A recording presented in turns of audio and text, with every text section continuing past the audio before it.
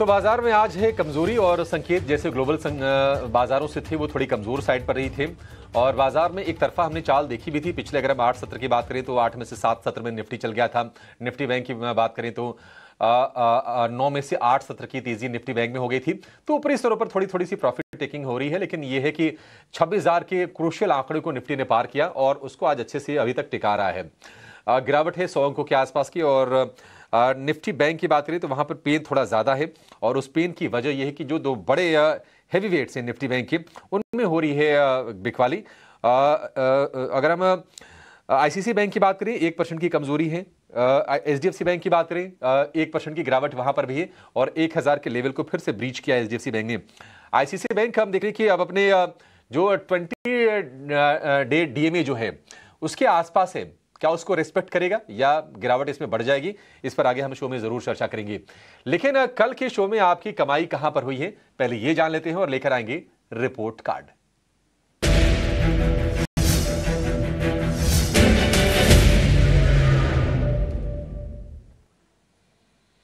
कल हमारे साथ शो में जुड़े थे कोटक सिक्योरिटीज के सहज अग्रवाल और सहज जी ने सुझाए थे 3 शेयर और तीनों शेयरों के जरा भाव आप स्क्रीन पर लेकर आइए।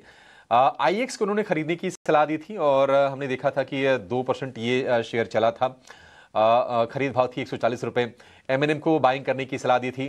एमएनएम कल भी चला और अगर आपने पोजीशन होल्ड की है तो एमएनएम में आज भी हो रही है तेजी, क्योंकि इस पर ब्रोकरेज हाउसेस के रिपोर्ट्स अच्छी आई हैं और आज तो निफ्टी का ये टॉप गेनर भी है।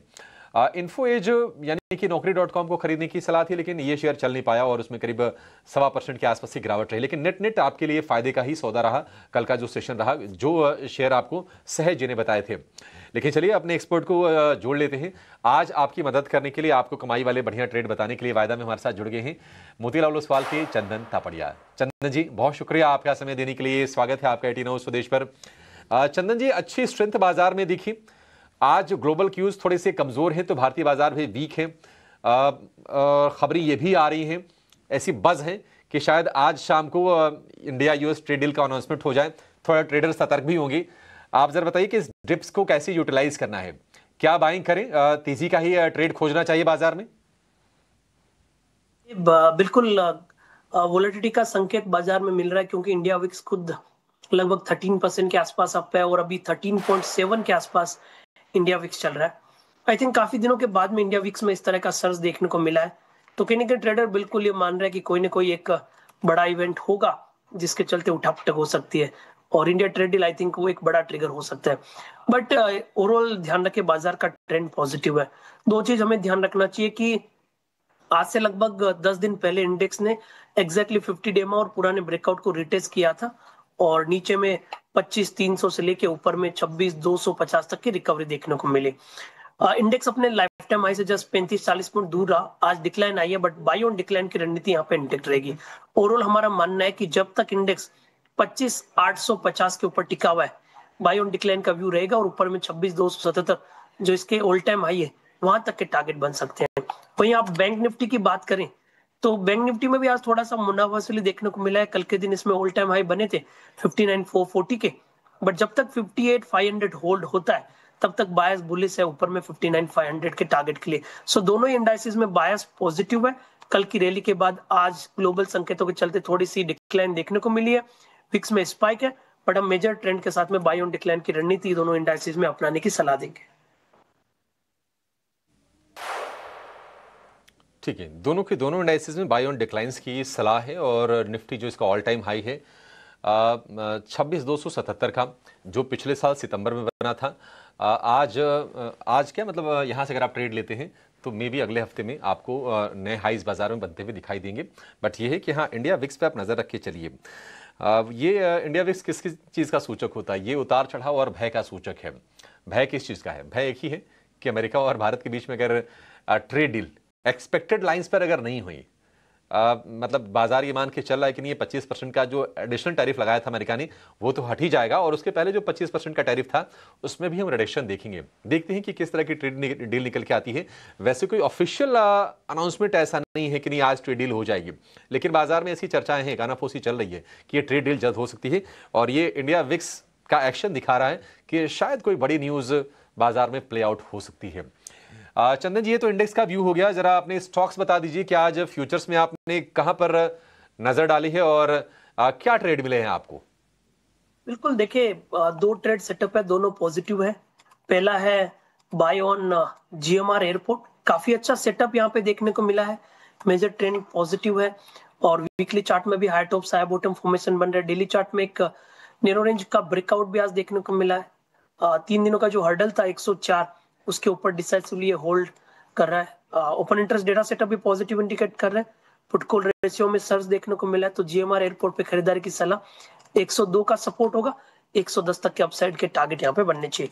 दूसरा ट्रेड रहेगा आयशर मोटर। यहाँ पे कंसोलिडेशन ब्रेकआउट देखने को मिला है। लगभग 9 वीक का मल्टीपल जो इसके बैरियर थे 7000 7100, वो आज डिसाइसिवली पार हुए, इसलिए यहाँ पे खरीदारी की सलाह होगी। 7000 के सपोर्ट से 7500 तक के टारगेट यहाँ पे बनने चाहिए। तो जीएमआर एयरपोर्ट और आयशर मोटर ऑटो से दो ये प्रेफर्ड पिक आज के बाजार में रहेगी। जी, ठीक है। आयशर पर भरोसा है और ये शेयर आज .5% ऊपर कारोबार कर रहा है। कल हमने देखा था कि अच्छी स्ट्रेंथ दिखी थी आयशर के शेयर में और ऑलरेडी हम देख रहे हैं कि 52 वीक हाई पर, रिकॉर्ड हाई पर जाकर ये शेयर कारोबार कर रहा है। यहां से भी और चलेगा। 7,500 के टारगेट के लिए आप इसमें बाइंग कर सकते हैं। और दूसरा जो शेयर है जीएमआर एयरपोर्ट, 100 रुपए के ऊपर निकला है और वहां पर टिकने की कोशिश कर रहा है और यहां से जो टारगेट बन जाएंगे वो बन जाएंगे 110 रुपए के, स्टॉप लॉस 102 रुपए का। चंदन जी, लेवल सारे आपके ये कैश वाले हैं ना? बिल्कुल, कैश और फ्यूचर ऑलमोस्ट सेम है, तो कोई ज्यादा फर्क नहीं पड़ेगा।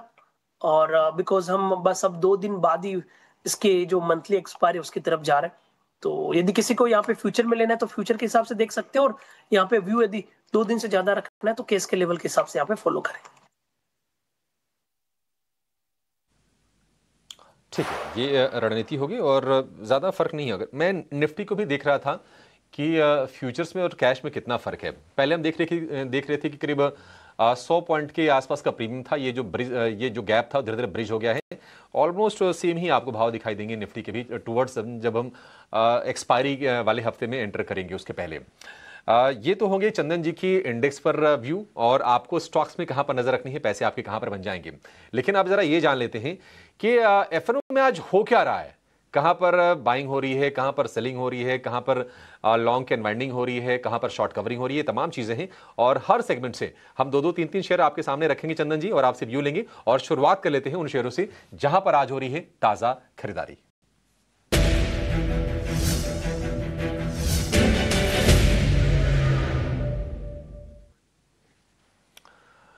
अगर आज हम फ्रेश बाइंग की बात करें तो इंडसइंड बैंक में आज बाइंग हो रही है।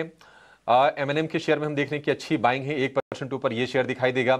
जीएमआर एयरपोर्ट, जिसके बारे में अभी भी चंदन जी ने व्यू दिया कि 110 के टारगेट के लिए इसको आप परचेज कर सकते हैं। और आयशर मोटर, तो दो शेयर तो जहां पर बाइंग हो रही है चंदन जी ने ऑलरेडी आपको दे दिया। जीएमआर एयरपोर्ट, आयशर मोटर, इनके बारे में तो पूछना है नहीं। एमएनएम पर व्यू जरूर ले लेते हैं क्योंकि एमएनएम को लेकर हमने देखा कि ब्रोकरेज हाउसेस के बुलिश रिपोर्ट हैं। 3-4 ब्रोकिंग रिपोर्ट्स आई हैं जो अपने ऊपर के टारगेट्स दे रही हैं और ऑलरेडी हम देख रहे हैं कि ये रिकॉर्ड हाइस के आसपास जाकर ये कारोबार कर रहा है शेयर। एमएनएम पर भी दांव लगा सकते हैं क्या चंदन जी?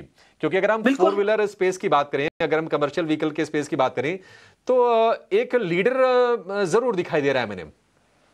बिल्कुल, देखिए इस पूरे साल में निफ्टी ऑटो इंडेक्स ने शानदार परफॉर्मेंस किया है और सबसे बड़ा मूवमेंट फोर्स मोटर में देखने को मिला। उसके बाद मारुति और एमएनएम में भी इस साल देखिए लगभग 25% की बढ़त बनी और लगातार पिछले 5 सालों से काफी अच्छी परफॉर्मेंस देखने को मिली है। इनफैक्ट काउंटर अपने लाइफ टाइम हाई के आसपास ही चल रहा है और आज भी देखिए आप काउंटर अपने आप को होल्ड कर रहा है, इमीडिएट जो बैरियर है उसके ऊपर कामकाज कर रहा है। तो यस, बुलिश बायस रहेगा। इमीडिएट बेसिस पे देखें तो 3690 के आसपास के सपोर्ट होंगे, ऊपर में 3900 तक के टारगेट के लिए काउंटर आगे बढ़ना चाहिए। तो बिल्कुल हमने यहाँ पे आयशर मोटर की तो बात की है, बट एमएनएम भी one of the strongest counter है ऑटो पेक में, जहाँ पे स्ट्रेंथ इंटेक्ट रहनी चाहिए।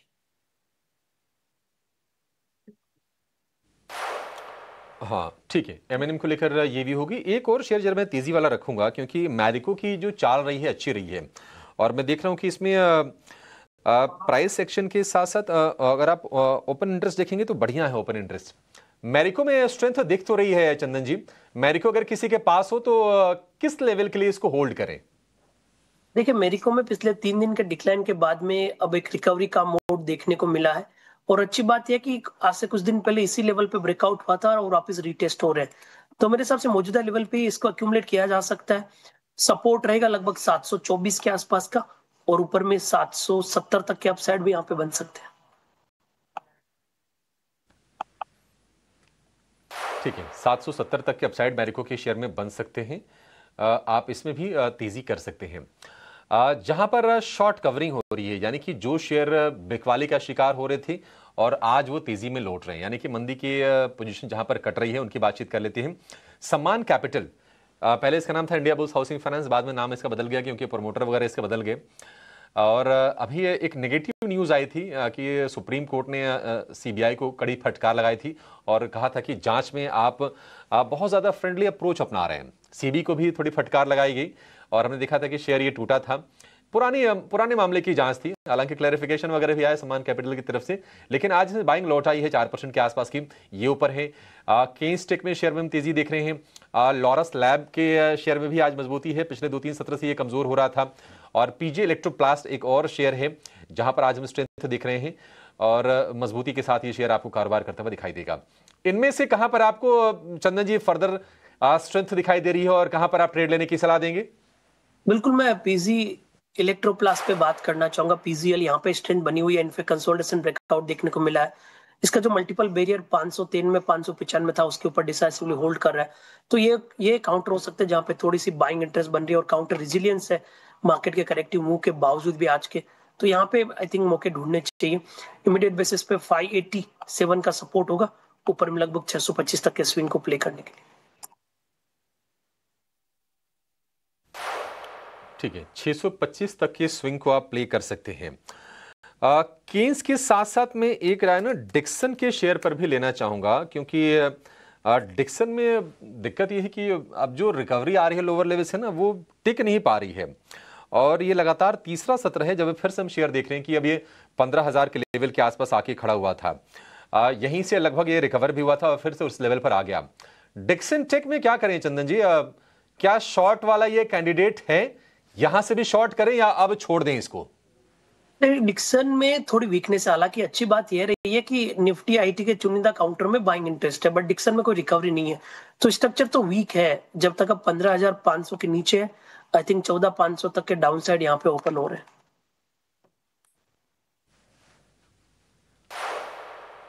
14,500 के डाउन साइड इसमें ओपन हो रहे हैं। ठीक है, वॉल्यूम गाइडेंस वगैरह घटाया था इन्होंने अपने जब नतीजे आए थे, उसके बाद हमने देखा कि शेयर में एक सेलिंग प्रेशर आई थी, थोड़ा रिकवरी कर रहा था, लेकिन ये टिक नहीं पाया डिक्सन टेक का। ये तो हो गए कुछ तेजी वाले हमने शेयरों की बातचीत की, एक डिक्सन एक मंदी वाला शेयर आ गया, लेकिन कुछ और मंदी वाले शेयर होंगे जहां पर आज हम फ्रेश शॉर्ट्स इनिशिएट होते हुए देख रहे हैं और जहां पर हो रही है लॉन्ग्स की अनवाइंडिंग, यानी कि तेजी के सौदे कट रहे हैं। वो शेयर कौन से हैं और आपके लिए अच्छे ट्रेड कहां पर बन रहे हैं, ये जानेंगे चंदन जी से एक छोटे से ब्रेक के बाद।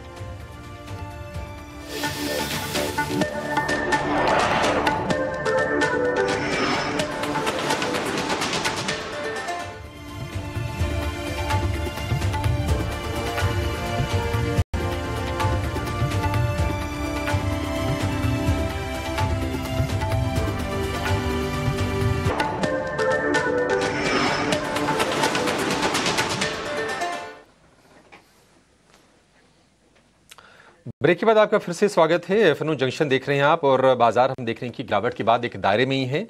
पिछले 20-25 मिनटों में कोई खास सेक्शन हमें इंडेक्स के लेवल पर नहीं दिखा है, क्योंकि निफ्टी है 100 अंक नीचे और निफ्टी बैंक की गिरावट भी है 400 अंकों के आसपास की। 58,900 के आसपास हम देख रहे हैं कि निफ्टी बैंक ट्रेड करता हुआ दिखाई दे रहा है। एडवांस डिक्लाइन का रेशियो आज है वीक, लेकिन एक शेयर जहां पर प्रेशर आ रहा है वो है AWL एग्री, अडानी विल्मर। इसमें दबाव क्यों है? उसकी वजह यह है कि अडानी ग्रुप ने एक स्ट्रेटेजिक डिसीजन लिया था कि अपना पूरा का पूरा स्टेक बेच देगा और लगातार ट्रांचेस में अपनी स्टेक को ऑफलोड कर भी रहा है। पूरी डिटेल के साथ हमारे सहयोगी विश्वमोहन हमारे साथ जुड़ गए हैं। विश्वमोहन, बताइए क्या अपडेट्स हैं और क्या रीजंस हैं शेयर के टूटने की? देखिए, सबसे पहले मैं बात करता हूँ अडानी ग्रुप को लेकर ये क्यों एग्जिट कर रही, तो कंपनी चाह ये रही है कि जो उनका जो इंफ्रा बिजनेस है, यूटिलिटीज़ बिजनेस है, ट्रांसपोर्टेशन और लॉजिस्टिक बिजनेस है, पोर्ट बिजनेस है, तो अपने कोर बिजनेस पे ज़्यादा फोकस करें, क्योंकि उनकी स्ट्रैटेजी के हिसाब से एग्री बिजनेस, एफएमसीजी बिजनेस उनके कोर बिजनेस को डिस्ट्रैक्ट कर रही थी। ये एक स्ट्रैटेजिक मूव था, इस वजह से कंपनी ने प्लान किया था एग्जिट करने का, और धीरे धीरे ये इस अपने ब्लॉक डील के जरिए वो एग्जिट हो रहे हैं।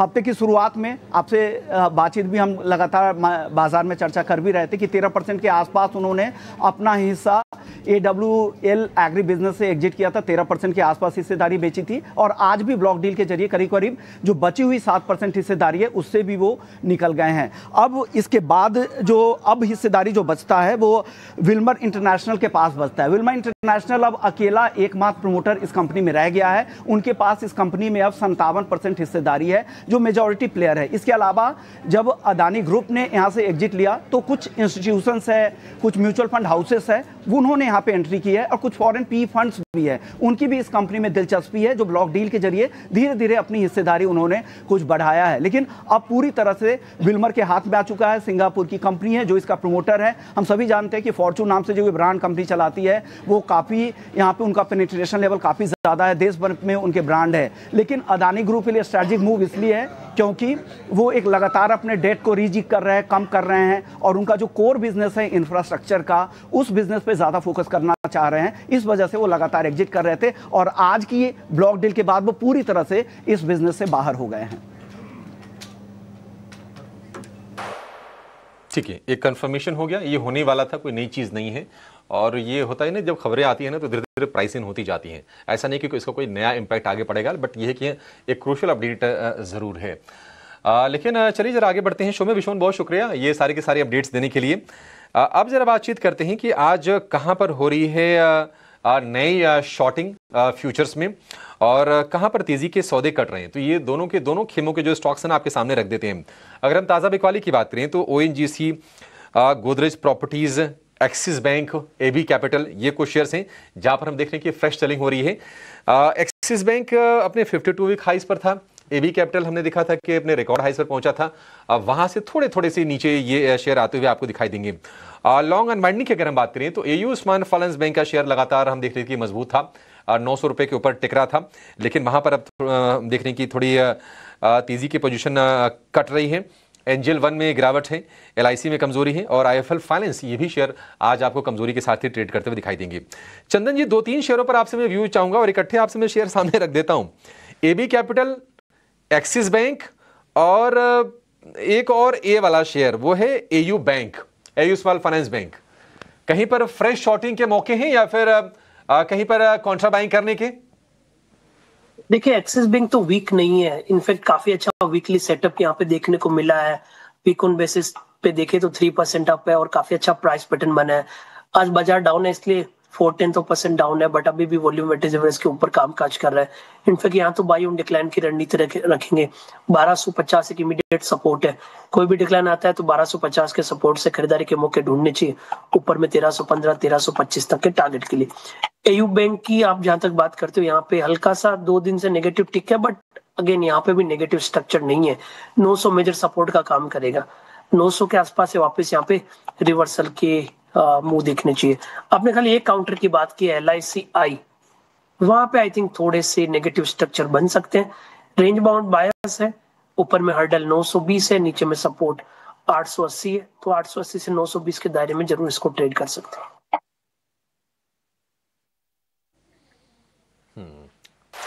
ठीक है चंदन जी, बहुत शुक्रिया ये सारे के सारी राय देने के लिए। एक्सिस बैंक में आप बाइंग करके चलिए 1350 रुपये के टारगेट के लिए, यानी कि जो पिछले जो हाईज हैं इसके वहाँ तक ये शेयर पहुँच जाएगा, और 1250 रुपये का आप स्टॉप लॉस लगा के इसमें रख सकते हैं। तो ये तमाम शेयर जहाँ पर आपके लिए FNO में ट्रेड बन रहे हैं, करीब 250 स्टॉक्स हैं FNO के, थोड़े ज़्यादा उससे होंगे, और उसमें से कुछ ऐसे बेहतरीन स्टॉक जहाँ पर आपके लिए मौके बनते हैं वो हम इस शो में कोशिश करते हैं कि कवर किए जाएँ और आपको रणनीति बनाने में मदद करें।